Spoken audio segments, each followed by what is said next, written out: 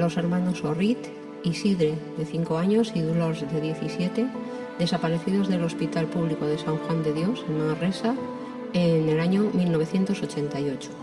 Paco Molina, 16 años, desaparecido en 2015 en Córdoba. Caroline del Valle, 14 años, desaparecida en 2015 en Sabadell. Josué Monge, 13 años, desaparecido en 2006 en Dos Hermanas, Sevilla. Malen Ortiz, 15 años, desaparecida en 2013 en Mallorca. Sabino Yona, 33 años, desaparecido en 2004 en Tallahassee, Florida. María Teresa Fernández, 18 años, desaparecida en 2000 en Motril, Granada. Andrés Mora Toledo, 20 años, desaparecido en 2012 en Valencia. Lucía García, 78 años, desaparecida en 2016 en Turre, Almería. Joaquín Fernández, 23 años, desaparecido en 2008 en Carboneras, Almería. Ángeles Zurera, 42 años, desaparecida en 2008 en Aguilar de la Frontera, Cádiz. Borja Lázaro, 34 años, desaparecido en 2014 en La Guajira, Colombia. Óscar Fernández, 38 años, desaparecido en 2018 en Santa Coloma de Granollers, Cataluña. Cristina Bergua, 16 años, desaparecida en 1997 en Cornellá, Barcelona. Rafael Muriel, 57 años, desaparecido en 2016 en Adamuz, Córdoba. María Dolores Sánchez, 21 años, desaparecida en 1990 en Medina del Campo, Valladolid. Alberto Hernández, 30 años, desaparecido en 2018 en Casas Nuevas, Murcia. Natalie Salazar, 28 años, desaparecida en 2018 en Cuzco, Perú. Lolo Ríos, 25 años, desaparecida en 2009 en Málaga. Francisca Cadenas, 59 años, desaparecida en 2017 en Hornachos, Badajoz. Carmelo García, 33 años, desaparecido en 2005 en Artenara, Gran Canaria. Luzdivina González, 65 años, desaparecida en 2013 en Barcelona. Henry Jiménez, 20 años, desaparecido en 2019 en Orihuela, Alicante. Juan Antonio Gómez, 32 años, desaparecido en 2010 en Mijas, Málaga. Elías Carrero, 61 años, desaparecido en 2013 en Vigo. Pedro Matías, 31 años, desaparecido en 2009 en Gijón. Alberto Pérez, 13 años, desaparecido en 1973 en Lanzarote.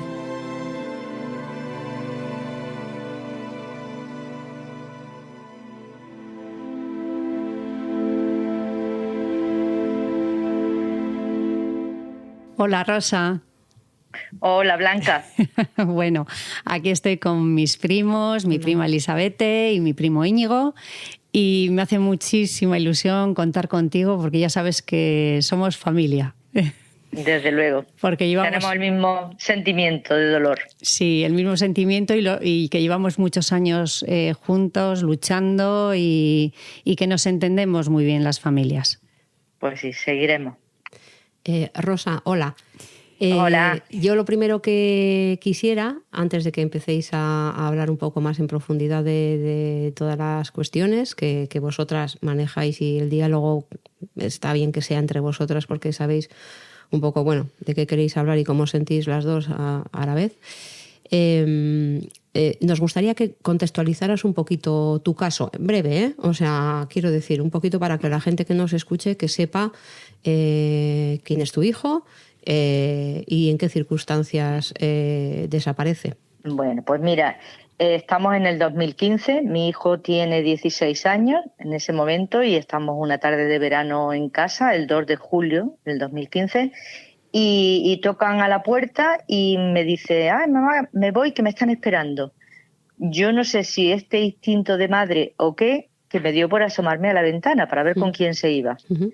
Y lo vi cruzar por la acera y iba con un amigo de aquí del barrio. Sí. Iban al centro pues, a echar la tarde, como serían las 7:30 o así, pues a pasarlo un ratillo bien. Sí. Y a las 10 nos puso un mensaje ya un poco raro, nos extrañó. Lo primero porque yo no soy de móvil y yo me dejo el móvil siempre en todos sitios. Y nos puso el mismo mensaje a su padre y a mí, nos puso un WhatsApp diciendo, voy a dormir fuera.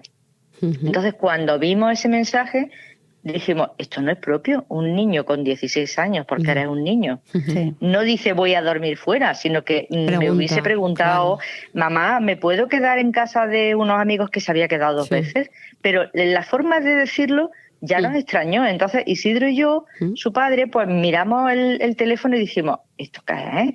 Y entonces cogió Isidro y llamó. Y dice, Paco, ¿esto qué es lo que dices? Que voy a dormir fuera, que ¿dónde vas a dormir tú? Dice, no, es que me quiero quedar en casa de estos amigos que me he quedado 2 veces, que jugamos a la Play. Ah, bueno, pues entonces pregunta y que sepa yo dónde va. En fin, que ya nos extrañó. Sí. Entonces ya sabíamos que estaba en casa de esos niños. Bueno, pues ya está.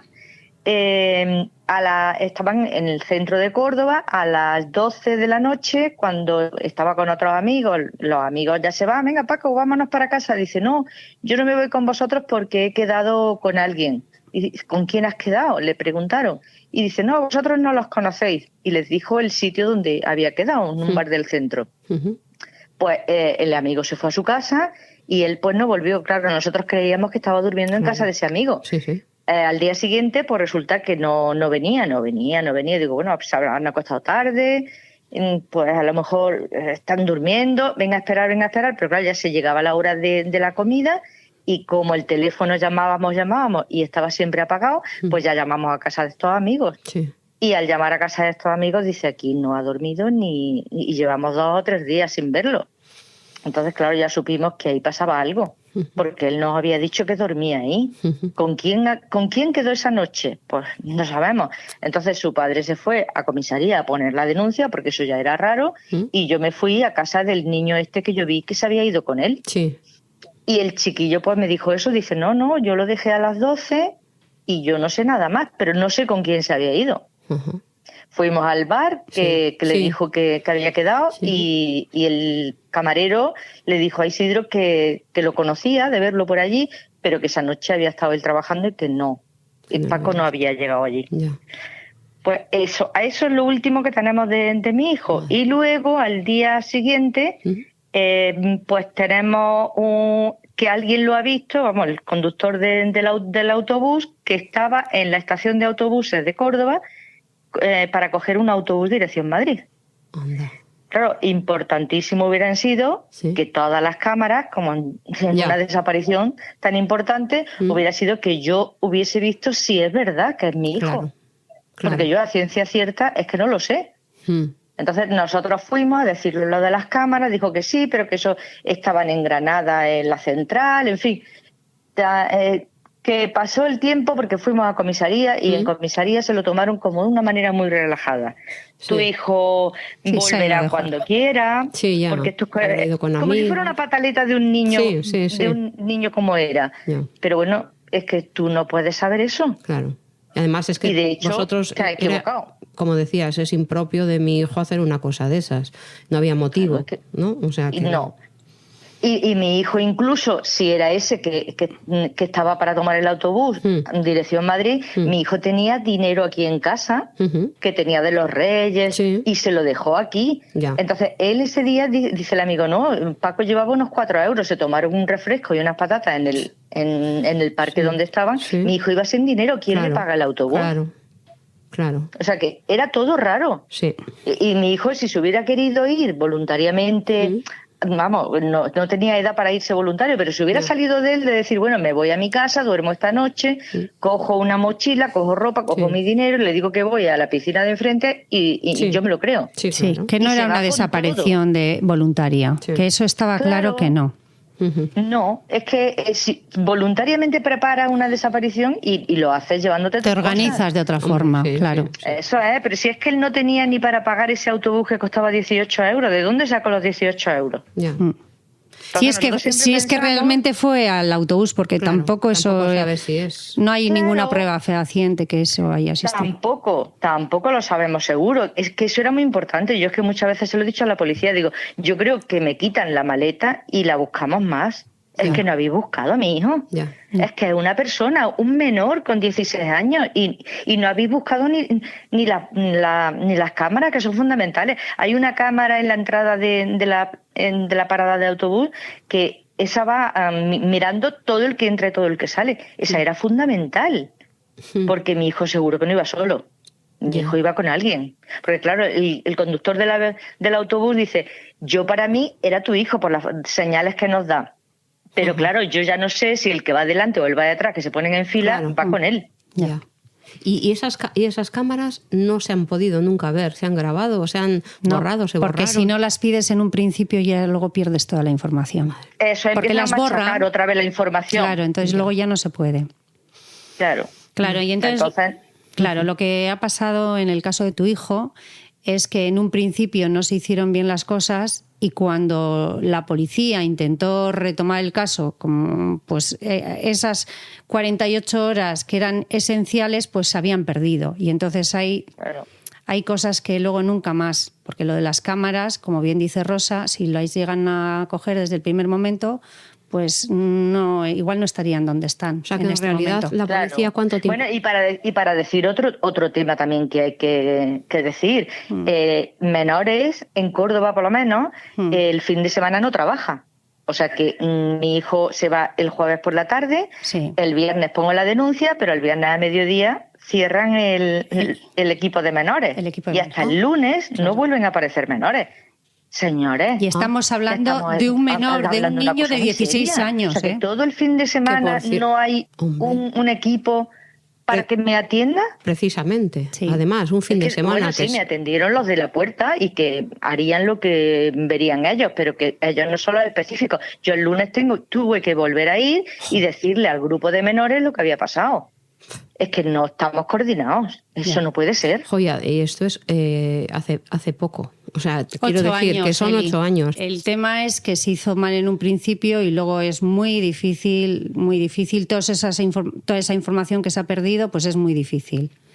Irrecuperable. Pero ahí estáis, Isidro y tú, dale que dale durante 8 años poniendo el teléfono vuestro, todos los días poniendo mensajes en Facebook, en Twitter. O sea, habéis hecho todo lo posible y lo imposible que pueden hacer unos padres. Y seguiremos haciéndolo, claro. Porque es que no. O sea, que hay gente que toma otra determinación de decir, yo pienso que mi hijo se ha muerto y me veo olvidar. Yo no voy a pensar eso hasta que yo no vea lo que ha pasado. Entonces yo quiero saber qué es lo que ha pasado con mi hijo. Eso. Y lo voy a buscar hasta el día del juicio final. Sí.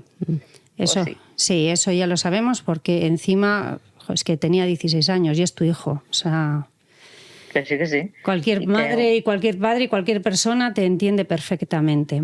Y que es un niño cariñoso, un niño familiar. Es que no es propio de mi hijo, es que cada uno conoce a nuestros hijos. Claro, sí. Y no, mi hijo no es así. No. Y que vosotros también sois una familia, no sois una familia desestructurada, sois una familia, un matrimonio que os queréis muchísimo, que os apoyáis, que tenéis otro hijo y que estáis súper unidos. O sea, no es que estamos hablando de una familia que con problemas, no. Esta familia es una familia como la mía, exactamente igual. O sea, bueno, entonces, hace como 5 años, Rosa, creamos pues 3 asociaciones de familiares de desaparecidos. Una en Córdoba, otra en Barcelona y otra aquí en Bilbao.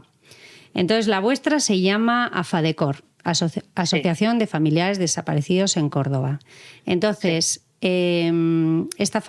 tanto Isidro como Rosa son tan generosos, tan buenas personas, que además de buscar diariamente a su hijo y hacer todo lo posible, ayudan a muchísima gente, a familiares desaparecidos en toda Andalucía.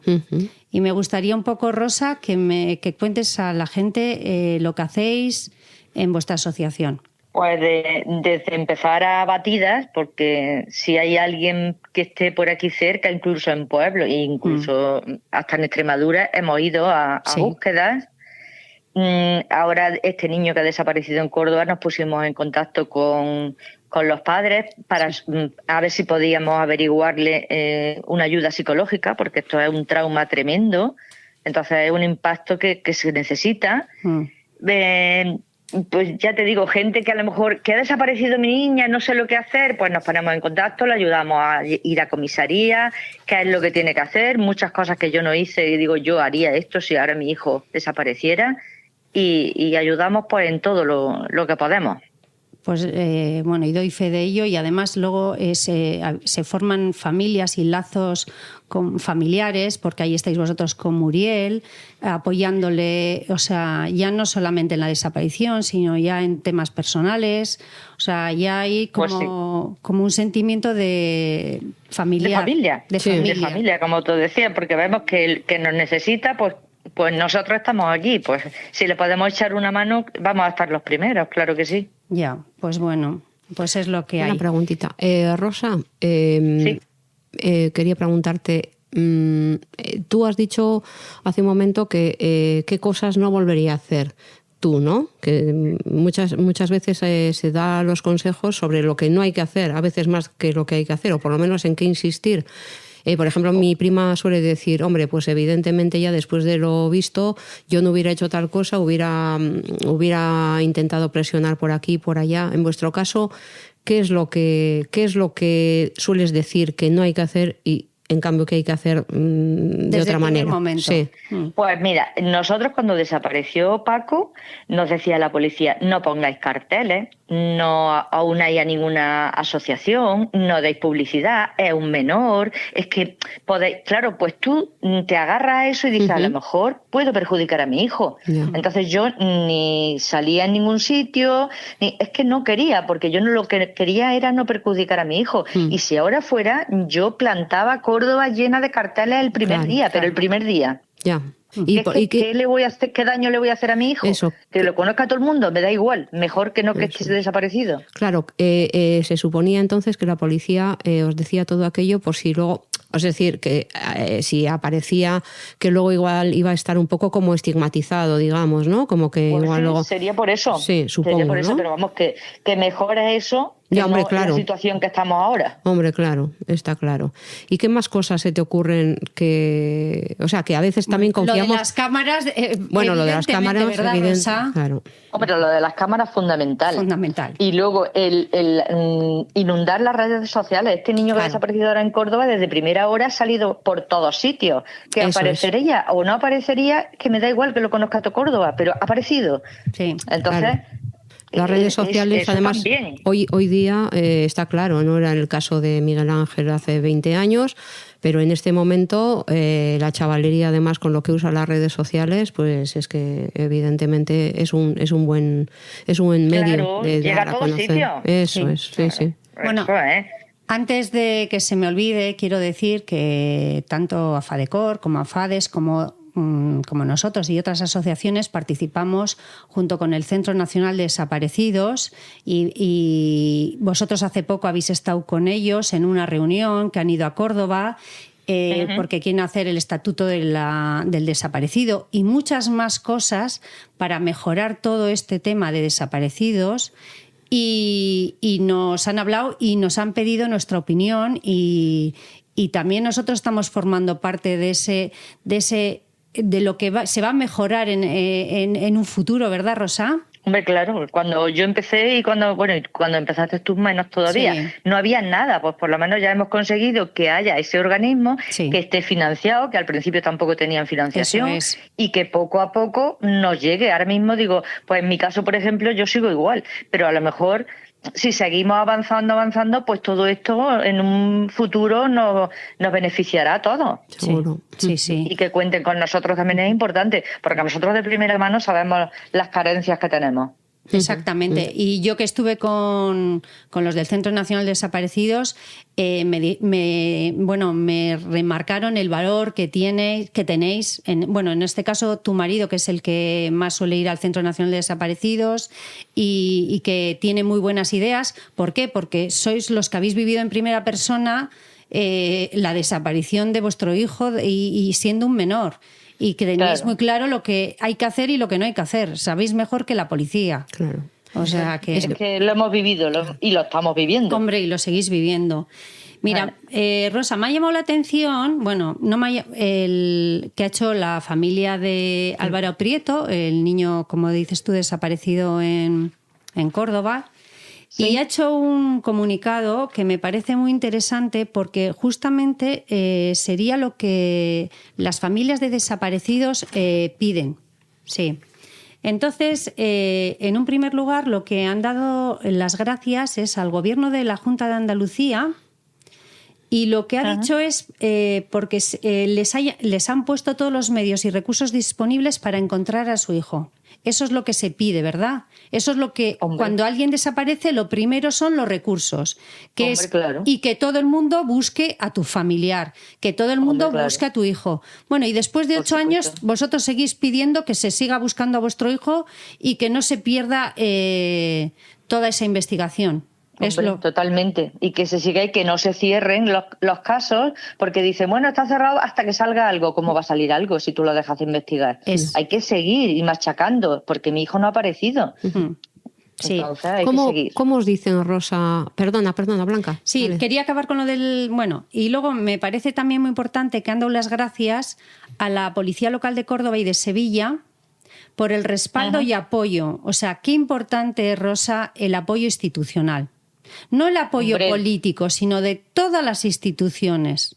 Que es lo que lo que venimos pidiendo en todas las asociaciones, ese apoyo institucional. Luego pero yo creo que también que mucho habremos hecho las asociaciones para ir machacando y decir, oye, porque yo cuántas veces he ido a leer en el ayuntamiento el Día de los Desaparecidos y ellos diciendo, nos comprometemos a estar con vosotros, demostrarlo. Bueno, hay que demostrarlo. Entonces, muy bien que estén ahí al lado de la familia del desaparecido. Pero que eso lo hemos conseguido poco a poco las asociaciones. Hombre, sobre todo la vuestra. A vosotros este año habéis tenido el apoyo de institucional cuando habéis hecho el aniversario. Han bajado y os han hecho una pancarta, ¿verdad, Rosa? No, este año en el aniversario no hemos hecho nada, ¿eh? ¿No habéis hecho nada? No. Este año no. ¿Cuándo habéis estado con él? ¿Cuándo os han dicho para que os daban apoyo y así vuestro ayuntamiento? No, en el 9M... Sí. En marzo. Sí. Vale. El Día de los Desaparecidos. Vale, bien. Sí. Y nos hicieron una pancarta pero de todos los desaparecidos. Una pancarta enorme y que todos los años, 2 años que llevamos ya, llamamos y decimos, oye, que la pancarta no la ponga y nos la ponen una semana, ¿eh?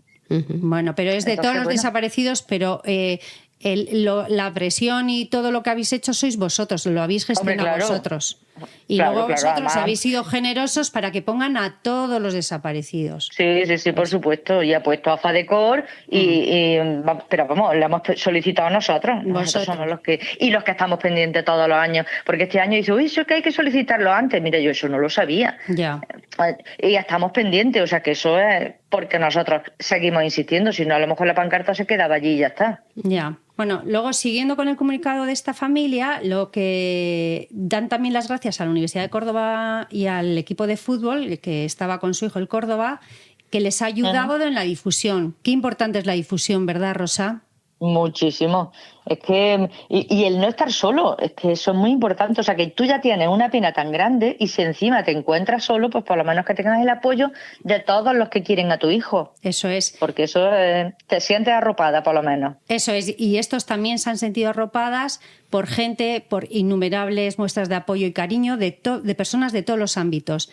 Y luego también han dado las gracias a los medios de comunicación, pero... O sea, yo creo que ya en el momento que el chaval ha aparecido, yo creo que ya se tenía que olvidar todo esto, porque ya el tema autopsia y lo que haya pasado, eso ya es cosa de los padres, de la familia. O sea, yo creo que teníamos que llegar hasta donde llegamos. Luego ya todo esto tenía que ser... Sí. Es que ayer, por ejemplo, hubo un monográfico, en Código 10 en la televisión y yo creo que fue cuando emitieron los padres el comunicado. Claro, porque estaban abordando el tema del chaval, de cómo pudo subir, que sí tal, que sí no, que sí. En fin, eso es la autopsia. Y claro, de repente dice, acabamos de recibir un comunicado de la familia diciendo que quieren en este momento tener su discrecionalidad, su privacidad para su el duelo, etcétera. Pero les dio igual, quiero decir que siguieron. A mí lo que me llama es que eso le importa a ellos y a la organización que están averiguándolo para que se esclarezca, pero a todos los demás no nos debe de importar eso. Es que ¿quién filtra los datos del informe de autopsia? Porque una autopsia se le da el resultado a la familia y a un juez. ¿Cómo sabían ellos, o sea, todos esos datos? ¿Cómo sabían datos que seguramente ni la familia los conoce? Me parece que es, vamos, yo no sé, yo creo que pasan todos los límites. O sea... Pero que eso también pasa, que muchas veces tienen todo lo que hay en el juzgado lo tienen ellos. ¿Eso cómo lo pueden sacar si eso no debería de salir del juzgado? Ya. Es que pues lo tienen también. Y como tú sabes, No sé. a nosotros nos cuesta que nos den una información como familiares y en cambio los medios de comunicación al final tienen más información que la propia familia. Totalmente. Y además que a ellos no les interesa, porque es que a nosotros no nos interesa cómo se subió ese niño allí o no. Por supuesto, eso ya por es cosa supuesto. suya. Exactamente. Y si quieren pedir explicaciones o si quieren saber, lo querrá saber o no la familia, no nosotros. No nosotros. Ya está. Sí, cuando es un suicidio son cosas más herméticas y no se habla. Sí. Porque aquí ha habido también una que ha estado desaparecida 4 días y al final, pues claro, al ser así ya lo tapan y ya se acaba la conversación, ya no sale en ningún sitio. Pero como no sea eso, se averigua todo y eso sería lo mismo. Ha aparecido fallecido, ya está. Ya no. Bueno, y si hubiese aparecido, tampoco tienes por qué averiguarle que dónde ha estado el niño ni dónde no ha estado. ¿A ti qué te importa? Exacto. Es que es verdad. Eso le tiene que importar o no la familia y la familia está eso es, o sea que si yo quiero decir dónde ha estado mi hijo, pues muy bien, pero que si yo mañana viene mi hijo y ha estado donde le haya dado la gana, yo no tengo por qué dar explicaciones de dónde ha estado mi hijo. Eso es. Rosa, en este momento, ¿dónde está tu caso? ¿Dónde está tu caso? Sí, ¿cómo está tu caso? ¿Qué estáis haciendo? ¿Tenéis alguna línea a seguir? ¿Estáis esperando que la policía haga algo? ¿Cómo estáis en este momento? Yo sé que tienen varias líneas abiertas, que siguen investigando, que no han dado su fin y que siguen abiertas y que siguen investigando. Y bien. Eso por lo menos nos calma de decir eso no está parado. Claro, muy bien. O sea, que ellos vienen de vez en cuando a Córdoba, que incluso no me lo dicen a mí, que me entero a lo mejor por fuera. ¿Sí? Y digo, pero bueno, si es que contigo no queremos nada, estamos investigando a un amigo, a un lo que sea, ¿no? Entonces, claro, ellos vienen y hacen su trabajo, pero sé que están trabajando y eso por lo menos te da mucha paz. Claro. Es decir, por lo menos no se han olvidado. Eso es, vale. Hombre, y tenéis buena relación con el investigador del caso de vuestro hijo. Ahora, ahora. Sí. Sí, el de ahora también, igual, es del mismo equipo y estaba ya antes también con el otro y vamos, sí, tenemos buena comunicación. Tenéis buena comunicación. Eso es muy importante, muy importante. Pues estupendo. Sí. Pues muy bien, Rosa. Pues muchas gracias, Rosa, a vosotros por vuestro trabajo, muchas gracias, vuestro entretenimiento. Muchas gracias y bueno, pues muchísimo ánimo también con todo este caso, con el caso y con esa esperanza que os está dando por lo menos la policía de que lo sigue investigando y ojalá te podamos llamar en breve para y tengamos buenas noticias. Que nos cuentes cosas. Pues sí, porque mira, oye esto de este chico y como lo tenemos aquí tan cerca, vuelve a rememorar todo. Claro. Y es una angustia como diciendo, yo sé cómo te sientes, como los primeros días yo, y es una angustia que esta semana yo me encuentro mal. Digo, es que lo vives. Quieras que no. Pero bueno, pues muy bien, vamos a ver si tenemos suerte, porque yo, esta madre siempre decía que creía que a su hijo le había pasado algo malo, lo ha dicho desde el principio. Sí. Pero yo no he tenido nunca ese pensamiento y tú sabes que las madres somos un poquito brujas muchas veces y yo pienso que mi hijo puede estar en cualquier sitio y pensando que incluso lo está haciendo bien. Pues bueno, pues que no pierdas nunca la esperanza, eso Rosa. Es, y que hablemos de ello en breve. Pues sí, muchas gracias. Gracias, Rosa. Rosa, te quiero, un besito. Venga, y yo a vosotros. Hasta luego. Adiós.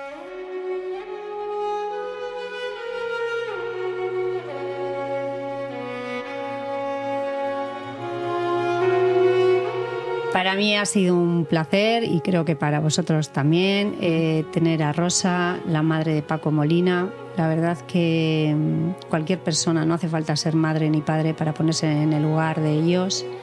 Y la verdad que puedo decir que son aparte de unos padres maravillosos, son una familia estupenda. Que desconoces personalmente, ¿verdad? Sí, mucho. Sí. Y la verdad que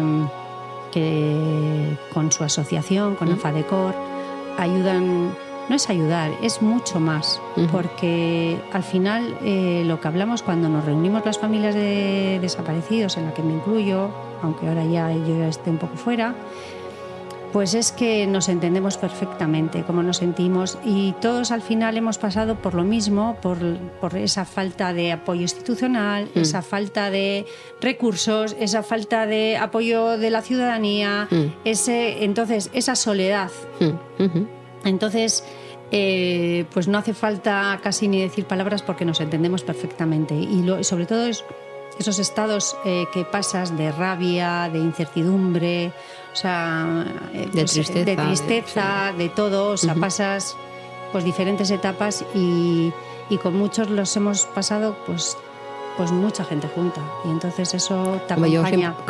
Yo creo que siempre que encuentras a alguien que te entiende y todo eso te sientes apoyada, entendida emocionalmente, no sé, pudiendo compartir algo. Es importante, ¿no? Que no estás sola. No estás sola, y eso es muy importante. Bueno, ahora vamos a hablar con Carmen Orrit, que esta es una hermana coraje, o sea, donde las haya. En otros programas, en algún programa he hablado de ella. Ella tiene desde hace ya 35 años a sus hermanos desaparecidos, a Isidre de 5 años y a Dolors de 17 años, desaparecieron en un hospital público. Vale, que nos cuente ella un poquito cómo... Sí. Además, ciertamente comentaste además que les habían hecho una serie. Les han hecho un documental. Sí. Y... que no lo han puesto por aquí, o sea, ha sido en televisión de Cataluña igual. Lo que han hecho es hacerles un documental a alguien, o sea, unas personas que no se dedican a ello, sino que han hecho especialmente un documental que es buenísimo, pero buenísimo. Y entonces lo que han hecho es darlo por todos los pueblos de Barcelona para presentándose como a concursos de premios de documentales.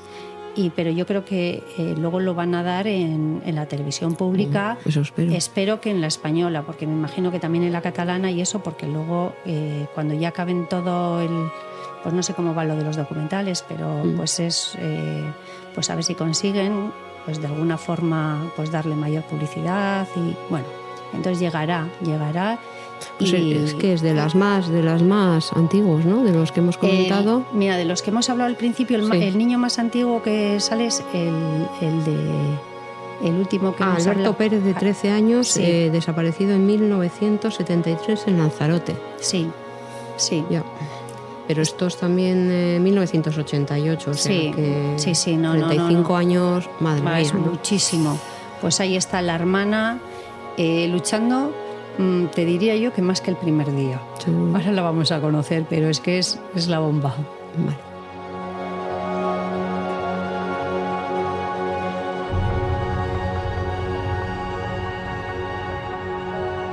Hola, Mari Carmen. Hola, buenas tardes. Bueno, ahora tenemos a Mari Carmen Orrit, que como os digo es una hermana coraje, allá donde los haya, lleva luchando 35 años por encontrar a sus hermanos y además es la presidenta de AFADES, Asociación de Familiares de Desaparecidos en Cataluña. Y ella es un terremoto, así que cuéntanos, a Mari Carmen, cuéntanos un poco la historia de tus hermanos. Bueno, mis hermanos desaparecieron el 5 de septiembre de 1988 del Hospital de Sant Joan de Déu de Manresa. El niño estaba ingresado porque tenía anginas y al ponerle penicilina pues cogió una infección, entonces lo hicieron volver a casa, pero tuvo que volver porque le dolía mucho, entonces se lo quedaron ingresado. Sí. Lo tuvieron allí 2 días, al tercer día desaparecieron. El tercer día del tercer día a la tercera noche, de la segunda día a la tercera noche.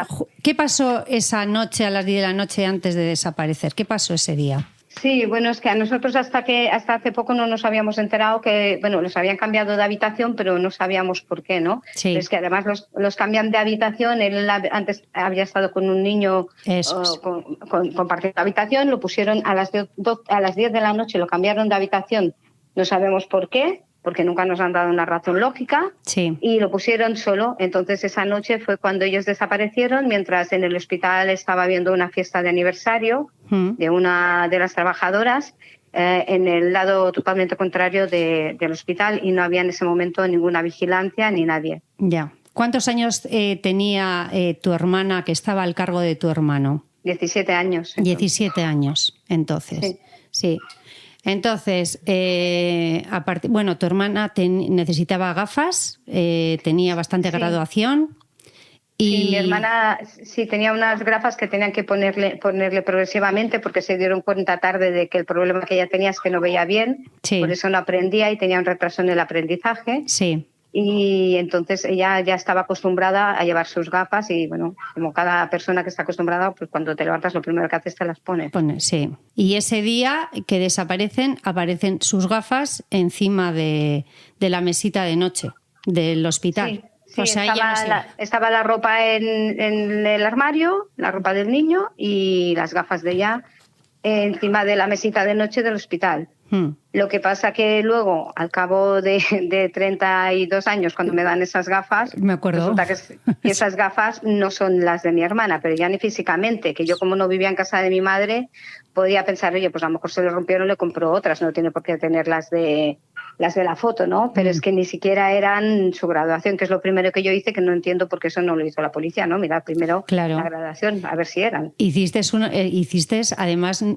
que te lo mirase un perito, o sea, no es que te gastaste dinero para cerciorar que esas gafas no eran las de tu hermana. Bueno, me lo hizo el Luis Duque, que tiene el laboratorio de muestras de ADN, y él me lo hizo sin cobrarme nada en ese momento. Sí. Y él me hizo un buen estudio y, bueno, las gafas ya... Él ya me dijo, no te puedo decir de quién son, pero te puedo decir si hay algo de tu hermana aquí, y no había nada en absoluto de mi hermana. No había nada. Bien. Entonces no entiendo por qué estuvieron precintadas tantos años esas gafas con el nombre de mi hermana como prueba si realmente pues no eran de ella, ¿no? Ya, para ponernos un poco de cómo era tu familia, tu padre era un trabajador nato que trabajaba día y noche para sacaros adelante. ¿Y cuántos hermanos erais, Mari Carmen? Pues nosotros somos 15 hermanos. Yo soy la número 4 de los grandes. Mi padre era de origen portugués, pero vino aquí con 1 año y medio. Sí. Trabajaba en 2 talleres, nunca tuvo vacaciones, cuando hacía vacaciones de un taller se iba a otro. Sí. Y era un padre muy comprometido con los estudios de los hijos, ¿no? Para que tuviéramos un futuro. Mi madre pues era la mujer de la casa, siempre cada año tenía una barriga u otra, porque somos todos los hermanos seguidos, menos la mayor. Y éramos una familia pues que en nuestra casa nunca fue un trauma ser tantos hermanos, ni para mi madre, ni para mi padre, ni para nosotros, porque ellos querían tener hijos y a nosotros pues nos parecía bien porque lo habíamos visto siempre, no ha sido nunca una cosa mal para nosotros. Sí. Bueno, entonces, sigamos. Desaparecen los 2 hermanos y tu madre lo que hace es ir al hospital a pedir explicaciones. ¿Y qué le dice el hospital? Sí, bueno, nos presentamos allí porque, claro, mi madre cuando me dijo que mis hermanos habían desaparecido, lógicamente yo fui para allá, mis hermanos también, fuimos al hospital, no nos quiso atender nadie, a través de una enfermera nos dijo un médico a través de una enfermera de que se iba de vacaciones a Turquía y que él no... Al día siguiente de la desaparición. Sí. Bueno, el mismo día que a nosotros, a mi madre le comunicaron a las 9 de la mañana y enseguida que pudimos nos fuimos para allí. Sí. Y nos dijeron que él se iba esa noche a Turquía de vacaciones y por unos niños que habían hecho una trastada que no se perdían sus vacaciones. Tampoco nos recibió el director del hospital, que entonces era un cura, y entonces dijo que eso no era una cárcel, pero tampoco nos habló él, nos habló una enfermera a través de una enfermera también, que esto no era una cárcel y que podía entrar y salir quien quisiera, ¿no? Entonces, claro, te encuentras ahí que no te ayudan. A mi madre la hicieron esperar en la habitación por si volvía a los niños, nosotros fuimos corriendo, mi hermano mayor enseguida sacó fotos que llevaba en la cartera, hicimos ahí unos carteles rápidos y fuimos a pasarlo por todas partes, pero bueno, la policía hasta las 24, 48 horas, que siempre dicen 24, pero yo me acuerdo que también nos dijeron 24, 48 horas, pero bueno, da igual. Nada. 24 son muchas, 48 también, pero no buscar en el primer momento siempre es el primer error, ¿no? Sí, eso hemos estado hablando con Rosa. Mari Carmen, tu madre, pese a todo, pese a que tenía un montón de hijos y todo, fue por la televisión, estuvo en el programa de Paco Lobatón salió en prensa y le llamaron la atención del hospital porque insinuaba que podía tener alguna responsabilidad el hospital. Sí, bueno, mi madre hacía 2 meses, aún no, el 16 de julio enterramos a mi padre, mis hermanos desaparecieron el 5 de septiembre, era muy reciente todo. Entonces desaparecen los 2 niños, ¿no? Sí. Y como los niños estaban allí, mi madre dio la responsabilidad ahí porque no había ninguna método de vigilancia de ninguna clase. Sí. Entonces ella empezó a ir por las televisiones, lógicamente, pidiendo, y por las radios pidiendo que buscarán a sus hijos. Sí. Y bueno, el hospital, como ella pues dijo que ellos eran los responsables, pues iba a denunciar a mi madre, que al final no lo hicieron porque siempre había constado que sí, pero en el sumario pone que al final no lo hicieron porque bueno... O sea, le iban a denunciar el hospital a la madre por decir que sus hijos habían desaparecido en un hospital. Sí, pero claro, el juez dijo que, a ver, que esta mujer estaba mirando todas las posibilidades y la primera es allí porque es donde ella estaba, ¿no? Hombre, claro. Y eran menores, eran unos niños, tu hermana era una menor y encima era una chavalita tímida, era una chica resolutiva. O sea, era... Sí, además a mi madre con el tiempo también nos hemos enterado que le habían dicho, hombre, es que si vas a denunciar al hospital, pues le puedes sacar mucho dinero porque son 2 niños, pero no te garantiza que los van a encontrar. Y mi madre dijo, yo no quiero dinero, yo quiero a mis hijos. Eso, exactamente. Sí. Es que es súper fuerte, ¿eh? Bueno, terrible, terrible. Bueno, pero me consta que tu madre escribió durante un montón de años todo. Sí, escribió... Mi madre escribió una libreta que ahora ya con el paso de los años ella ni se acuerda, pero te pone la piel de gallina y tú lo sabes. Sí. Cuando ves esa libreta que esa mujer escribía cada día, lo que iba a buscar a sus hijos, ¿no? Y por ejemplo, decía, hoy he estado con fulanito de tal, o sea, y es día a día la madre escribiendo y tiene un montón de hojas de lo que hacía diariamente por sus hijos. Sí. Lo que pasa que al final lo tuvo que dejar porque se estaba desquiciando porque es que no los encontraba. Habían cosas como el detective este famoso que se supone que nos ayudó tanto durante una temporada, ¿no? Sí, durante bastantes años, ¿no? Cuéntale a la gente cuál era su hipótesis de trabajo de este... La única hipótesis que había de la desaparición era... Cuéntanos, Mari Carmen. Sí, apareció este detective para ayudar un poco a la familia desinteresadamente y tal y cual, que tampoco realmente no ha sido así, pero bueno. Ya. Pero fue entrar esta persona y enseguida pues, quitar la vista del hospital y empezar a mirar a la familia de mi padre, ¿no? Simplemente porque eran de origen portugués y porque tenían más dinero que nosotros, ¿no? Y como diciendo que ellos nos habían robado a los niños, ¿no? Sí, en base a algo o así, o sea, eso... Bueno, él siguió siempre esa línea, él se basa en una testigo de la cafetería, que recuerdo que tardaron, para que no lo sepa, tardaron 6 años en interrogar al personal de planta, o sea que imagínate. Pero esa señora, después de 6 años, se acordaba de una conversación que habían tenido unos hombres que decían que a mi madre había que quitarle a estos niños cuando se muriera mi padre, que estaba entonces enfermo de cáncer. Como para hacerles un favor. Sí, y se acuerda que mi hermana era pequeñita con gafas y se acuerda del bocadillo que pidió y de todo. Una señora de una cafetería de un hospital, 6 años después. Pero no supo identificar en fotos a las personas que ella decía que habían tenido esa conversación. Entonces, no sé, es un poco sospechoso. Bueno, ¿no? y en el documental que os han hecho se ve claramente que se va al pueblo donde viven tus tíos y allí no están tus hermanos. Sí, y además todas las declaraciones del personal son contradictorias. Por ejemplo, en lo que se agarra mucho el detective, que está clarísimo que la familia por parte de mi padre, porque la niña, según ellos, salió de aquí de Manresa y fue a Sabadell, que está súper lejos, y luego ella no puede ir si no es en coche o en tren. Entonces, que ella había ido en ese momento, luego había venido y la habían adoctrinado para que ella preguntara cosas a la hora de la cena a las enfermeras, a ver que cuando plegaban, a qué horas hacían el cambio de relevo y tal, pero es que resulta que una de las principales testigos, que es la telefonista, dice que la niña llegó sobre la 1 de la madrugada y que la riñó porque venía a esa hora y que había dejado al niño solo. Entonces, ¿qué pasa? ¿Que después de venir de Sabadell a la 1 de la madrugada luego cena uno? ¿O es que la adoctrinaron? ¿Cómo se come eso?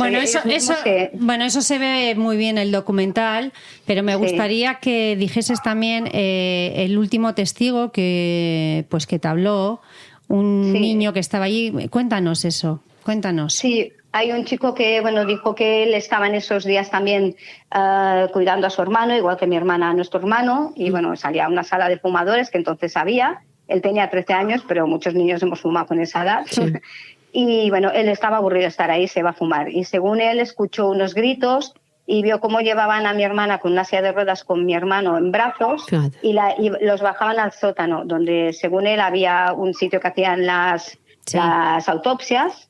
Y entonces él vio que cogían al niño, que iban llorando, llamando a su madre, cogieron al niño, le pusieron una inyección, lo pusieron en una camilla, lo durmieron, y luego a mi hermana le hicieron lo mismo y los taparon a los dos con una sábana blanca en vez de con una sábana verde, ¿no? Que es lo que estaban tapados los demás, ¿no? Esta es una de las cosas que pregunté cuando fuimos a esto del hospital. Pero Mari no me la han Carmen, aclarado. y este chaval dijo que también que cómo iban, que tenían bata los que les estaban llevando, Sí, ¿no? Una bata sí, blanca. Eran médicos de bata blanca, menos el que estaba haciendo la autopsia, que es el que le vio a él y dijo cogerlo, y él salió corriendo. Entonces ya no volvió más a cuidar a su hermano porque tuvo miedo. También te digo que yo al principio me lo creí mucho porque él no tiene por qué saber que abajo había una piscina y todas estas cosas que él dijo, pero también, bueno, hay algunas cosas que son contradictorias, pero por eso era súper importante de que lo interrogaran, porque siempre te han dicho que no hay un testigo ni un hilo de donde tirar y sale un testigo y ni lo quieren escuchar para ver si es verídico o no, ¿no? Eso es, Porque es que ha prescrito, vosotros, ¿no? sí, vale, entonces el tema es, Mari Carmen, que cuando sale este testigo, vosotros vais al juzgado y decís que se reabra el caso porque hay un testimonio nuevo. Y entonces, ¿qué te dice la jueza? Bueno, dicen que él ha prescrito el delito porque no lo han contemplado como una desaparición, que para nosotros es lo que es, porque Sino como un rapto. nadie los ha visto, ¿no? Pero ellos contemplaron como un rapto del niño e inducción al abandono del hogar de la niña, que eso es un delito y prescribe a los 20 años. Vale. O sea, que quien haya sido tampoco le va a pasar nada. Vale, entonces desde aquí, mira, vamos a denunciar claramente, primero, que no hay señal ni de que están tus hermanos vivos, ni que muertos, ni que les han raptado, no sabemos nada. Y que por lo menos la jueza lo que tenía que haber hecho es abrir investigaciones, porque tus hermanos siguen desaparecidos a día de hoy. Y no ha habido ninguna señal de que estén vivos, tampoco ninguna señal de que estén muertos. O sea que puede haber todas las posibilidades. Sí, vale. 50-50 que decimos nosotros, pero Eso como es. hay el 50 de posibilidades y es un testigo, como mínimo habría que escucharlo. Eso encuentro que está muy mal que no lo haga. Exactamente.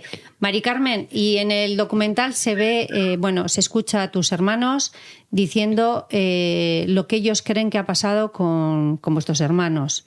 ¿Me puedes decir un poco lo que piensa la familia, las hipótesis? Porque hay varias hipótesis. Lo de la familia de mi padre está totalmente descartado porque tampoco se ha podido demostrar nada. Sí. Es una tontería que tú te lleves a unos niños para ir pasándolos de unos familiares a otros familiares a otros países con gente que no conocen. Si tú quieres un bien para esos niños, y que nadie les ha visto con tus tíos, o sea, es que... Y que no ha habido ninguna prueba ni nunca se les ha encontrado que tengan nada, o sea que por esa parte. Vale. Luego, en aquellos tiempos se habló mucho del tráfico de órganos. Sí. Entonces, pues es una de las posibilidades. Y uno de mis hermanos, en concreto, tu hermano lo dijo en el documental, claramente. Mi hermano el mayor, sí. Tu hermano el mayor, sí. Que no habían salido del hospital porque es que nunca nadie los ha visto en ningún lugar. Eso entonces, es. Y tu hermana, también, o sea, más o menos en tus hermanos, o sea, lo que tienen muy claro es lo que no pasó. Y lo que no pasó es que no se lo llevó la familia de tu padre, ni se fueron por ellos mismos, claro. ni fue una fuga voluntaria. O sea, que no se entiende, que no es ni los buscan. Y que si se hubieran ido voluntariamente, ¿dónde van? Una niña de 17 años que no se sabe orientar con un niño de 5. Y sobre todo, ¿con qué dinero? ¿Con lo que le dejaron para poner en la tele y para comprar aguas? Ese dinero no te da para nada. Alguien los habría visto alguna vez y nunca nadie los ha visto. Los ha visto.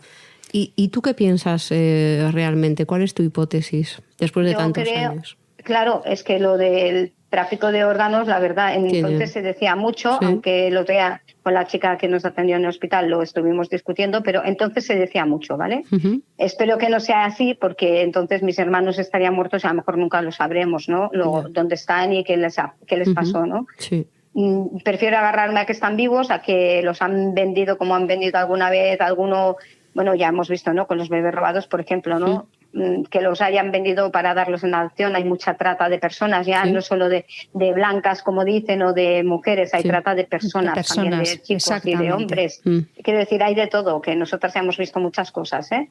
Entonces, si la han hecho para esto, lo único bueno de esto es que hubiera la posibilidad de que estuvieran vivos y alguien los hubiera visto en algún sitio. Por eso el documental es súper importante, porque está estrenado a nivel internacional. Alguien puede reconocer las fotos de estos niños, porque claro, allí eran niños, ahora son adultos, pero alguien puede reconocerlos, o si ellos mismos se ven, reconocerse. Hay varias de las fotos que y luego por los parecidos que tenéis con la familia, o sea, entre los hermanos, que en el documental salís varios hermanos, te quiero decir que ya hay mucha información. Yo hablé que este documental es maravilloso, yo lo vi en Filmin, luego se ha ido dando por pueblos de Barcelona. Mari Carmen, ¿se va a dar en la televisión catalana o la televisión española? ¿Qué sabes de ello? Bueno, de momento no lo sé. De momento sé que está aún optando a concurso de los documentales de 2023.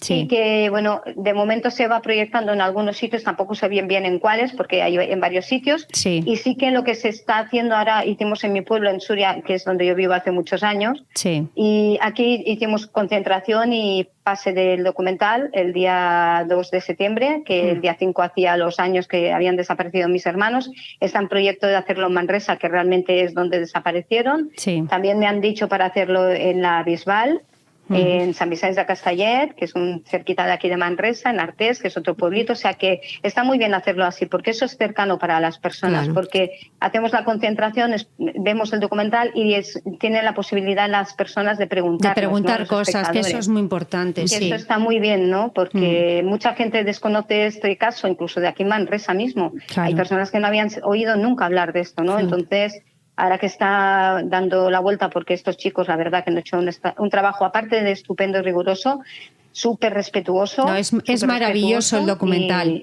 Además, el documental es del estilo al mío, ¿no? Te deja, no te guía, o sea, deja hablar al investigador que contrataron estos, que da una hipótesis, deja hablar a la familia, o sea, cuenta la historia, pero no te lleva, es que tú tienes que sacar tus propias conclusiones.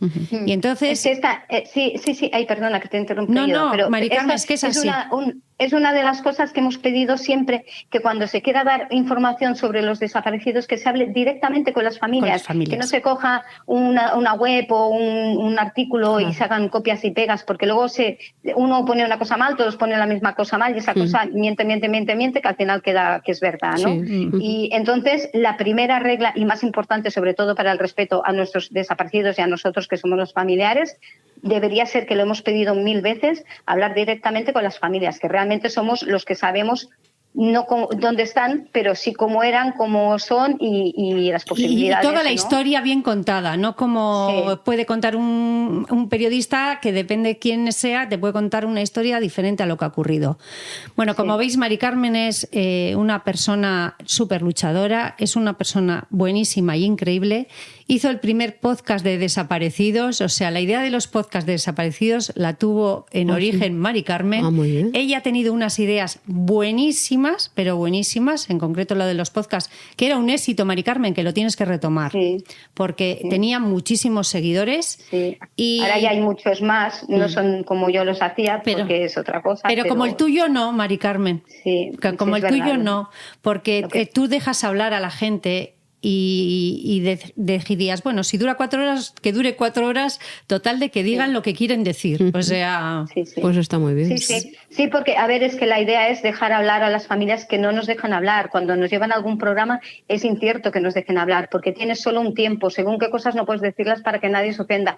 Un podcast es libre, por eso yo lo quise hacer, porque es libre. Hicimos un programa que duró 5 horas, lo repartimos en dos, y quien quiere lo escucha y quien no. No. Nadie te obliga, ¿sabes? Escuchamos programas de cine de 8 o 10 horas. ¿Por qué no podemos escuchar a un familiar hablando después de 25 o 30 años de la desaparición de su hermana? ¿Por qué no podemos escuchar todo lo que nos tenga que decir?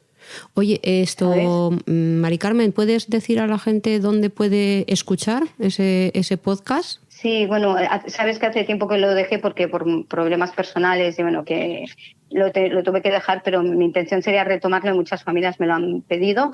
Está también en iVoox, en iVoox.com. ¿Sí? ¿Y se llama? Se llama Desaparecidos. Nunca olvidados. Ah, muy bien. O sea... Y luego teníamos el correo electrónico también, que era también en minúscula, ¿no? Desaparecidos.nuncaolvidados @hotmail.com, y por aquí pues las personas pues se ponían en contacto conmigo pues para hablar. Y bueno, está muy bien porque, a ver, no es que yo sea mejor ni peor que nadie, porque yo antes de hacer el podcast pedí siempre que lo hiciera algún periodista o algo, ¿no? Pero nadie quiso porque los podcasts no te dan dinero, ¿sabes? Y ella se animó con una grabadora, compró un micrófono. Una pionera. Es que Mari Carmen, y tiene unas ideas de la leche. Y ahora... Mira, yo de móvil a móvil, y me criticaron muchas veces el mal sonido, ¿sabes? Bueno. Pero grabar en voz alta de móvil a móvil ya sabes que se siente fatal. Y luego, como no sabes cómo engancharlo, ponerlo del otro móvil al otro móvil para encajar la música, pero estaba bien. Lo importante, yo decía siempre, no es el sonido, lo importante es lo que las personas están hablando. Mari Carmen, ¿y la primera música que pusiste en el podcast era música vasca? Sí, bueno, y la sigo teniendo. Es de Gurra Taquito, es una canción preciosa que además me la traducisteis vosotros porque ya sabéis que decir en castellano, que era súper preciosa y me encantó. Sí, la tenía porque es una canción que me gustaba y me llevaba a los desaparecidos, no sé por qué. Y luego con la traducción me llevaba al mar, ¿no? Sí. Es así, lo que vemos lejano como a los nuestros, ¿no? Y me encajó muchísimo. Bueno, ya sabes que yo te he invitado para que vengas a mi casa, ¿eh? Así que ya sabes lo que tienes que hacer. Mari Carmen, bueno, decir a la audiencia que Mari Carmen, además de ser una hermana increíble, luchadora, tiene una asociación, es la presidenta de AFADES en Barcelona. Antes era Patricia Petit y ahora ella ha cogido el mando. Y que ahí está luchando en el Centro Nacional de Desaparecidos, vamos, que es una máquina, le tienen muy en cuenta, le quieren mucho allí porque tiene muy buenas ideas. Y nada, y tú dime, llevamos 5 años. Recomendamos también el podcast, que lo acabo de localizar y la verdad es que tiene una que lo oía mucha gente. Una pinta excelente, claro que sí. Claro que sí. Y luego para ser una persona desconocida, por lo menos la gente que lo escuchaba, pues estaban contentos, ¿no? Porque nunca habían escuchado algo así, porque no son las preguntas de un periodista, ¿no? Claro. Tú es una conversación como hacéis vosotras, como si yo estoy hablando con vosotras. Y luego me surgen preguntas y yo te las hago, pero no te voy redireccionando para dónde tienes que hablar, porque una de las pocas cosas que tenemos y que nos quitan normalmente cuando vamos a los medios es la libertad de poder hablar. Eso es. Y eso yo es lo que quería, ¿no? Que tuviéramos esa libertad. Yo siempre he dicho, sin mentir, sin faltar el respeto sobre todo, pero se puede decir todo y nosotros tenemos derecho a decir todo porque lo tenemos dentro en el corazón y las personas les llega porque somos nosotros los que lo hemos vivido en primera persona. Incluso cuando nos enfadamos, ¿verdad, Mari Carmen? Sí, bueno, pero es que tenemos todo el derecho a enfadarnos porque hay cosas que no están bien. Que yo en mi podcast he denunciado muchas cosas, ¿eh? Hemos denunciado cuando, por ejemplo, a las hijas de Lucía de Turre Almería decían que no interesaba, porque iba a salir una mujer de esa edad, ¿no? Y dices, pero oye, esto. Sí, mira, esto es. Que no se la buscara, que se tardara tanto en hacer la búsqueda con los perros, que el día que se hizo la búsqueda se hicieron otras cosas, se encontró un perrito y se enseñó el perrito, pero nunca se dijo en Telecinco el nombre de esa señora. Buscando una anciana se ha encontrado un perrito y mira, dices, ¿en serio? Hemos dicho. Eso es denunciable y eso hace enfadar. Sí, hemos dicho los nombres de algunos desaparecidos, ya sabes que son tantos que sería imposible, no tendríamos horas para decirlo en el podcast, pero hemos dicho Lucía García, 78 años, desaparecida en 2016 en Turre, Almería. A ella se está refiriendo Mari Carmen, que es una señora que empezaba a tener problemas cognitivos, pero era en un principio, entonces vivía en una casa como alejada y al lado vivía su hermana. Entonces, 600 metros, en 2 metros, 600. En 600 nada, era de una casa, la casa de su hermana. Se perdió y nadie le buscó. Y tiene 2 hijas que son increíbles, que se han recorrido todo el monte, o sea, jugándose todo, porque van las 2 hermanas, iban todos los domingos a buscar a su madre, a una zona, a otra zona, a otra zona. Me acuerdo que fuimos a Madrid en el 9 de marzo, que es el Día de los Desaparecidos, y su hija me decía, Blanca, es que mi madre no va a salir en los medios. Y había medios fuera, pero siempre sacan a los mismos. Y decía, y mi madre no tiene derecho. Y le dije, pregúntale, porque estaban los periodistas, ¿te acuerdas, Mari Carmen, que estaban los periodistas enfrente y podíamos preguntarle? Y estaba Maica Navarro, estaban varios periodistas así como de estos famosos que salen en la tele, que parece que son buenísimos. Y entonces ella preguntó, ¿y por qué mi madre no sale y no tiene ningún derecho? Le salían las lágrimas. ¿Por qué mi madre nadie le hace caso? ¿Por qué? Porque un periódico le dijo que le iba a sacar, ¿te acuerdas, Mari Carmen? Y que luego le dijo que no interesaba porque era de esa edad. Porque tenía 78 años. Sí, porque era una mujer mayor. Entonces, es lo que decían ellas, puede haber sido una mujer mayor, pero ha sido una buena madre, una buena abuela, una buena esposa, una buena mujer. ¿Por qué nadie quiere buscar a mi madre? Y es una buena ciudadana. De hecho, es el primer programa que yo hice con ellas. Hombre, me acuerdo. Qué pasada. Es súper triste, pero es así. Nada, Mari Carmen, mira la diferencia con el chaval este que ha desaparecido, con Álvaro Prieto, que nosotros nos alegramos muchísimo, que se pongan todos los medios, que se haga toda la difusión y todo, pero nos gustaría que a todos los desaparecidos les hagan las mismas... O sea, que haya un protocolo para todo el mundo por igual. La UME ha ido de la misma, o sea, a ver... Es que sí, y no es porque sea este chico, porque casualmente es el último que ha aparecido, sino también cuando desapareció la chica esta famosa, que ahora no me salgo... Diana Kerr. No, te digo la que era... la que esquiaba, Blanca Fernández Ochoa. Sí, que siempre me equivoco con la Sánchez Vicario, no sé por qué siempre las he confundido. Pues imagínate todos los medios que se pusieron. Cuando se pusieron todos los medios, y ya nos quejamos entonces, no nos estamos quejando ahora por este chico, porque al contrario, ojalá siempre se pusieran todos los medios para todo el mundo cuanto igual. Antes. Eso es. No nos quejábamos porque a Blanca le pondrían medios. No. Lo que queríamos es que a los demás pongan los mismos medios. O sea, claro, que nos parecía estupendo. Claro, es que nunca hemos dicho, oye, a este que no se le busque, hemos dicho que se nos busque a los nuestros igual. Eso es. Porque si se buscaran igual y se pusieran los mismos medios, se encontrarían, porque es imposible que tanta gente desaparecida que hay que no aparezcan, que no aparezcan. Y sabemos que es primordial, y que saquen los perros y que busquen bien, que se están formando personas, estamos haciendo muchas cosas para que las búsquedas mejoren, pero es que eso hay que hacerlo para todo el mundo que desaparezca. Que a veces te sueltan, bueno, y si luego aparecen rápido, pues han aparecido. No tienes que esperarte 35 años como yo. Eso es. Eso no es un argumento, por lo menos para mí. Que si aparecen pronto, pues mejor. ¿Vale? Que para eso están los perros, para poderlos usar, para estas cosas, que es su trabajo. Y la UME es un trabajo de estos perros. ¿Sabes? Claro. La UME, es que en la UME hemos pedido muchas veces que hagan las maniobras, el otro día lo volví a repetir aquí en Cataluña, que hagan las maniobras, ya que tienen que hacer estos entrenamientos que hacen, que me parece muy bien, pero que la hagan en zonas donde hay alguna persona desaparecida, porque a ellos les da igual. Claro. Se tienen que desplazar igual, y tienen que movilizar, claro, y se tienen que gastar ese presupuesto igual, que es el que te dicen a ti que no hay ese presupuesto para buscar a tu desaparecido. Que lo hagan, porque igual que lo han encontrado a muchas personas que van a andar, muchos cazadores. Es que es eso, que no lo encuentra la policía, lo encuentra gente por casualidad. Claro, muchos desaparecidos. Pero si se hicieran las maniobras en estos sitios, a lo mejor se encontrarían también. Es muy buena y eso, idea. la primera vez que me lo dijo a mí alguien, no fue que yo soy tan brillante que se me ocurrió a mí, fue Pilar, la mujer de Carmelo. Ah, sí.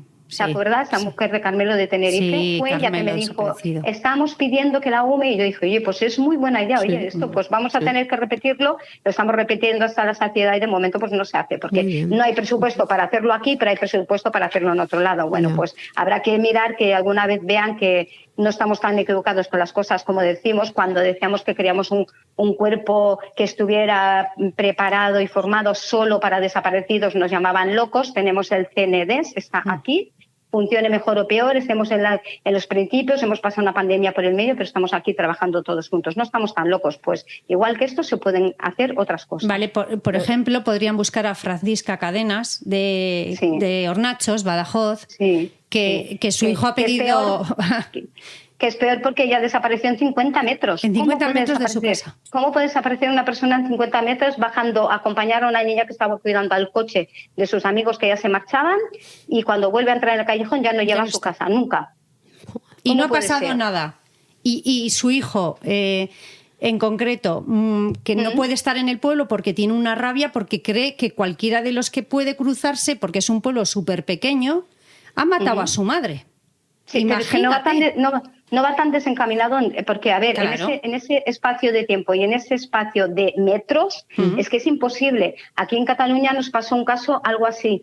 Una niña que se llamaba Laia, que era una niña especial, y sus padres la llevaban, se quedaba en casa de la abuela porque ellos trabajaban, luego venía el padre, la esperaba abajo y la niña bajaba si no encontraba aparcamiento. Y la niña no bajaba y no bajaba y no bajaba y acababa de salir de arriba, que le habían dicho ahora abajo, como cada día. Y estuvieron buscándola por si se había desorientado y tal. Y cuando fueron a preguntar a los vecinos, todos decían que no habían visto nada, pero a uno de los tíos de la niña le sospechó uno, ¿no? Que había salido ahí recién duchado y con una pinta como así. Y entraron en su casa. Y entraron y la encontraron muerta, violada y muerta debajo de un colchón. Y esa es la pena que tienen los hijos de Francis, de no haber entrado en casa de alguno porque sospechaban de uno. Claro, eso es lo que dice siempre el pequeño, que ahora que no me sale el nombre, que sabes que mi memoria es muy mala, pero José Antonio, que me llama desesperado. Sí. Claro, es que él siempre dijo, ¿por qué no habéis entrado en las casas de todos los vecinos? Es imposible que en 50 metros haya desaparecido mi madre. ¿Cuántos años llevamos ya? Y que encima se habían oído ruidos raros y que no entran, o sea... En fin. Y cosas es que, ahí ocultas que hay que como no se me dijeron como me dijeron el otro día en el CNDES, cada desaparecido es una historia y cuando desaparece alguien no es que afecta a una familia, afecta a unos amigos, o sea, y te destroza la vida, Mari Carmen, ¿verdad? Sí, a todo el mundo, sí. A todo el mundo.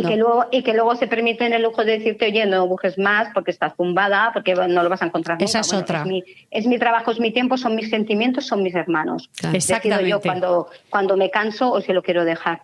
Pero se permiten eso, ¿no? Entonces, antes de opinar de estas cosas, mejor que nunca le pase a nadie, pero antes de opinar de las cosas teníamos que saber, ¿no? Y empatizar un poco, por lo menos ser personas. Yo pienso que una persona que no le haya desaparecido a nadie, si pensara, oye, si desaparece mi hermano o mi hijo o lo que sea, ostras, por lo menos tendría un poco de miedo, una inquietud y diría, oye, pues yo tampoco lo dejaría. No te vendría a decir, oye, pues mira, buscaría tiempo y luego ya pasaría, ¿no? ¿A qué no? Sí, y por último, ya para acabar, Mari Carmen, lo que hemos estado hablando esta mañana, que ahora en TikTok y en todos los programas hay expertos en desaparecidos. Es la leche. Sí. Incluso hablan de nuestros casos, pero sin preguntar a la familia. ¿Verdad, Mari Carmen? Esto enlaza con lo que te he dicho antes. Exactamente. Que hay que hablar directamente con las familias. No puede ser que a mí me manden, mira, Carmen, hay un TikTok.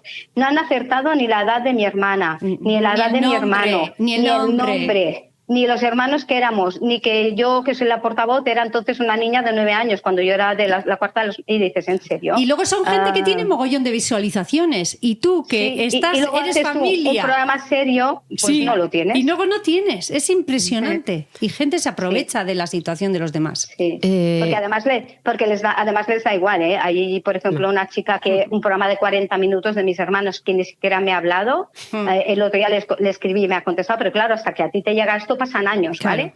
Y la chica esta, todo el rato ese latiguillo que tienen, 15 hermanos, madre mía, 15 hermanos. Claro, es que el padre era portugués, terrible. Si fueran delito. Claro. Pues no es ningún delito, ninguna de las dos cosas. Impresionante. Sí, a mí me ha chocado cuando has dicho eso de éramos 15 hermanos y no había ningún problema porque no lo hemos vivido mal, ¿no? Pero es que no tienen ni idea, y hablan sin saber. Las personas que tenían que investigar esto, incluso las las personas que informan de esto, lo primero que te hacen, 15 hermanos, vivían hacinados en una casita entre montañas. Eran pobres, terrible. No éramos los pitufos, pero es que además la gente, si se informara, que es lo que decimos, hay un artículo que cuando aún no había nacido mi hermano Isidra, el pequeño que desapareció, que aún éramos 14, ¿vale? Vinieron, éramos una de las familias más grandes del Valles. Entonces vinieron, nos tocó a nosotros de esas familias salir en el periódico y nos preguntaron pues todo lo típico, ¿no? Cómo lo hacéis, cómo os organizáis en la casa, cómo lo hacéis para dormir, qué habitaciones tenéis, y ahí está especificado todo. Teníamos 2 pisos juntos. Fíjate. Y 3 habitaciones sueltas, que mi padre tiró un muro y lo unió todo. Fíjate. ¿Vale? Teníamos un cuarto hasta para los juguetes, 2 cocinas, 2 cuartos de baño. Fíjate. Es que... Imagínate. Y te dicen hacinados en una casita entre montañas. La gente dice, pobres niños, menos mal que se los llevaron. Hombre, madre mía, ¿cómo se atreven? No, pero es que la gente no habla sin saber, o sea, es lo que hemos hablado esta mañana, Mari Carmen. Oye, una última pregunta. ¿Cómo está en este momento vuestro caso? ¿En qué momento está? ¿Está algo abierto? ¿Estáis investigando por vuestra cuenta? Porque al final, como dicen, las familias son las que investigan al final, pero bueno. Sí, bueno, esto lo dijo bien el tío del niño de Somosierra, ¿no? Los familiares no tenemos que ser ni investigadores, ni policías, ni nada. Ellos tienen que hacer su trabajo, pero como no lo hacen, terminamos teniendo que hacerlo nosotros, ¿no? Sí. Pero nosotros hemos llevado incluso a Estrasburgo, que era la última puerta que nos tocaba, que nos quedaba ya por llamar y nos han dicho que no nos iban a ayudar. Vale. Es terrible. Entonces, claro, piensa que nosotros no son 2 niños que todo el mundo diría, uy, 2 niños, 2 hermanos, qué desgracia para esa familia que les roben 2 hermanos. No, es que ellos fueron en un hospital, que no estaban por la calle ni en una fiesta. Ellos estaban en un hospital que lo llevaban entonces los curas. Y nadie ha pedido... Entonces, ahí no te puedes. Y con un cura que tenía algunas cosas por ahí. Sí, un cura que había tenido una relación con una chica, ella dice no consentida, él sí, da igual. O sea, en fin, con algunos antecedentes. Pero fíjate, con una niña con la edad de mi hermana, 17 años, y que con lo que son los curas, atiende, que esto es muy serio, con lo que son ellos, la hizo abortar, la llevó a 3 médicos hasta que uno le abortó el niño. O sea, no solo haces abortar a una persona cuando estás diciendo que eso no se puede, sino que además es tu propio hijo. Madre mía. El que tuvo menos pena fue él. El que tuvo más pena fue el médico que lo hizo y la chica por haberlo hecho. Pero ellos estaban en contra del aborto y encima, vamos... Pero es que es hipocresía. ¿Cómo que estoy en contra del aborto? Estoy llevando a abortar a una chica con la que he tenido relaciones, quiera o no, pero es que además está esperando a mi hijo. No. Madre mía. Es que es muy fuerte esto. Con esos antecedentes también, cualquier cosa. Por lo menos para mí. Entonces, claro... Ya. Entonces, estas personas, claro, luego los llevan a unos sitios de retiro para que no los quitan, no los cogen ni los juzgan ni nada, no, y como los pederastas estos que tenemos. No, los llevan de retiro a otro sitio donde están haciendo lo mismo con otros niños. Dices, ¿en serio? Ya. Sí. Entonces, pues, ¿cómo queremos que vaya todo? Si es que...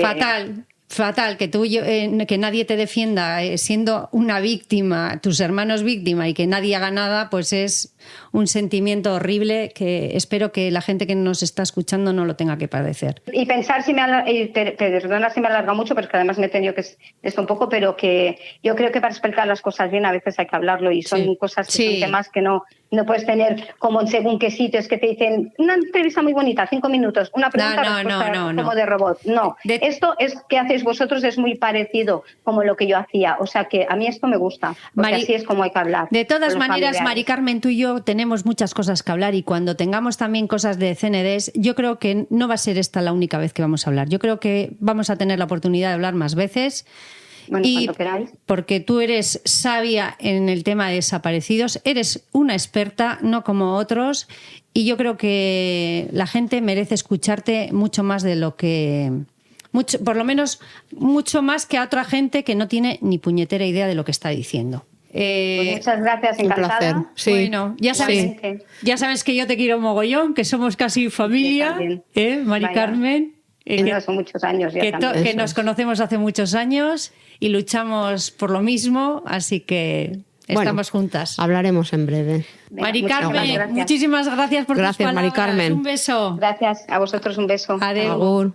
Adeu.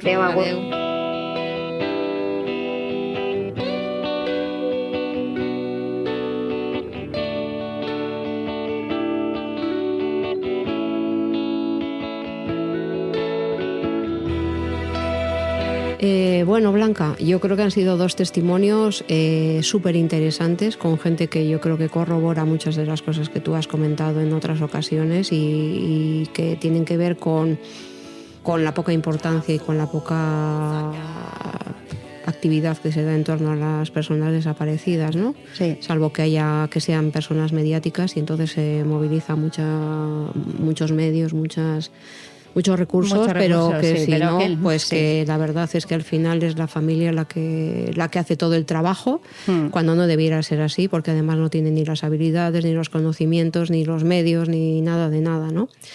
Entonces, bueno, pues han sido dos mujeres que se les escucha fuertes, que se les escucha con fortaleza, ¿no? Con ganas de seguir trabajando en ello, de ayudar a las demás, de no cerrar sus casos, con esa esperanza de que en algún momento, de alguna manera, algo pueda aportarles. Entonces, sí. bueno, a mí me parece que es muy interesante todo lo que nos han contado y que es muy interesante escuchar la voz de estas personas, ¿no? Y que ha sido un acierto llamarles. Sí, yo creo que, tenemos un chat de familias, nos conocemos hace muchos años, nos queremos y yo creo que vamos a tener más programas como este. Yo creo que hay que oír a las familias lo que dicen. Sí. Y yo creo que es muy interesante porque nos encontramos con muchos, ya te digo yo, con muchos programas, con muchas personas que hablan de desaparecidos pero que no tienen idea. Realmente hablan de los casos pero sin conocer en absoluto. Pero tú misma, es que el tema ese del TikTok, tú te encontraste con una persona que estaba hablando de tu hermano y le llamaste para decirle, oye, a mí no me has llamado para... Pero luego me encuentro con otros, o sea, te quiero decir, y con los otros, a mí, en el caso de mi hermano, me lo tratan bastante bien. Pero, por ejemplo, hablaron de un caso de un chico que había desaparecido y que fue encontrado y que su familia quería que se quiten todo de redes de esa persona. Sí. Y hablaron de esa persona y entonces les mandé un mensaje y les dije, oye, es quitar ese vídeo porque la familia, hay que respetar Claro. a la familia. Y no lo han quitado, Eli. No lo han quitado. Entiéndeme. La cuestión es visualizaciones de TikTok, etcétera. No les importa a las tienen familias. No sé cuántos seguidores, Claro. tienen no sé cuántos, muchísimos más que nosotros. Y me parece increíble que cuando alguien hable de mi hermano tenga no sé cuántas visualizaciones y que no sabe nada del tema. O sea, sabe 4 cosas que ha leído, pero nada más. Es que me parece increíble. Pero bueno, esta es la voz de los desaparecidos y me da pena que me falten muchos en la lista que hemos dado en un principio, porque seguro que me he olvidado con mucha gente que tengo mucha relación y tal, pero que me perdonen, pero que en otros podcasts, yo creo que en otros programas vamos a dar voz. Vamos a seguir, eso porque, es. Y a mí me ha parecido interesante lo que decía, ¿no? Que el tema ese de dejar hablar a la gente, ¿no? Porque es cierto, o sea... Que la gente hable, que la gente cuente todo lo que quiera contar, que se le deje hablar, que no hace falta no sea el minuto ese que te llevan a televisión, es ¿cómo era tu hijo? Bien, ya está, cortado. No, y además que aquí también yo creo que se puede hablar no siendo políticamente correcto. Eso yo es. no sé si en otros medios, pues eso es, no quieres ofender con educación o lo que sea, pero bueno, aquí podemos soltar algún... Sí. Alguna, me cago en porque... algún retal y no pasa nada. Sí. Bueno, pues muy bien. Yo creo que es muy interesante lo que has hecho llamando a estas personas y que podíamos seguir por esta línea y bueno, que nos vemos en breve. Sí. Nos escuchamos, mejor Dos dicho. cosas antes de finalizar. Sí. Una, que me apunté a los premios que os comenté. ¡Ay! Pero esto podemos echar unas risas, perdón, vamos a echar unas risas. En el siguiente podcast leeré la carta de mi candidatura. Bueno, a ver, normalmente vamos a hacer ahora la hora del Club de la Comedia. Coge mi prima y me llama y me dice, mira, han sacado unos premios en derechos humanos y me voy a presentar. Digo, tócate los pies, que normalmente siempre alguien propone a otro la candidatura, pero no, mi prima ha dicho, yo misma me voy a postular. Y bueno, y comentamos, vamos, no te lo dan ni de palo. Pero ya que no te lo dan, pues yo qué sé. Bueno, pues hemos hecho un poquito una recopilación de los premios que han dado a lo largo de estos años, que para el próximo día os lo contaremos, pero que, bueno, que yo creo que tienen en el fondo hay una lectura política de qué premios dan y luego es el gobierno. Yo creo que tú tendrías que ir, por ejemplo, con fondos públicos a Argentina, a algún Colombia. Así a Colombia, es decir, para que te dieran ahí el premio a ti, porque es que aquí, bueno, pues pero como no tienes muchas posibilidades, sinceramente, más luego la carta que has escrito, que ya total de perdidos al río, porque tampoco te lo iban a dar. Bueno. O tienes alguna esperanza, igual todavía tienes esperanza. Es que yo siempre tengo esperanza y fe. Pero contaré luego que también estuve en una charla de derechos humanos en Donosti. Y entonces que coincidí con uno de los que va a dar el premio. Entonces me dirigí a él y le dije, oye, dame tú vas a dar el premio, dámelo a mí, ¿eh?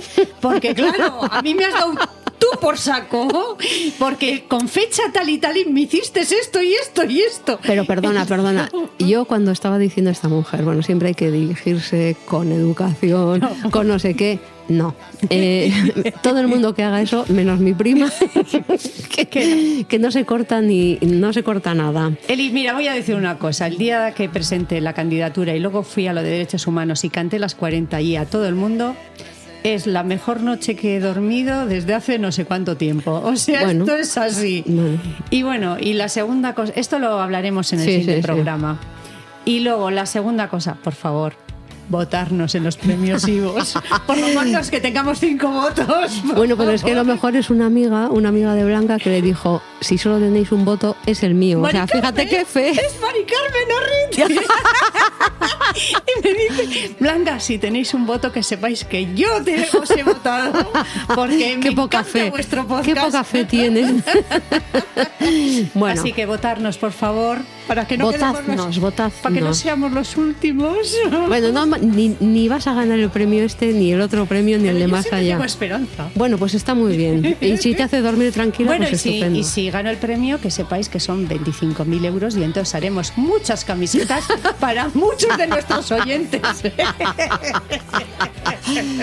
Bueno, pues menos mal que no perdemos el humor. Venga, ala, venga, hasta el próximo día. Agur.